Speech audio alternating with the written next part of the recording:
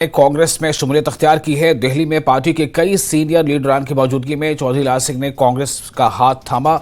लाल सिंह ने कहा कि राहुल गांधी को कोई नहीं रोक सकता और राहुल गांधी वजीर आजम बनेंगे। जम्मू कश्मीर के पूर्व सांसद चौधरी लाल सिंह ने कांग्रेस ज्वाइन कर ली है। हमारे साथ ज्यादा बातचीत के लिए मौजूद हैं। आपका मुकाबला जो केंद्रीय मंत्री हैं डॉक्टर जितेंद्र सिंह से होने वाला है, क्या उनको हरा पाएंगे?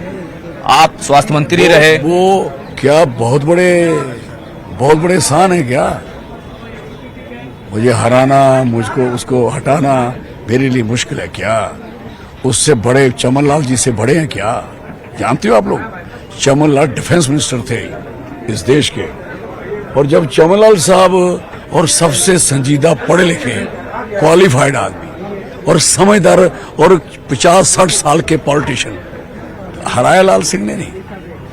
इसके बाद पार्टी का प्रेसिडेंट हराया मैंने नहीं। 2 इलेक्शन जीते और अब बारी आएगी इनकी।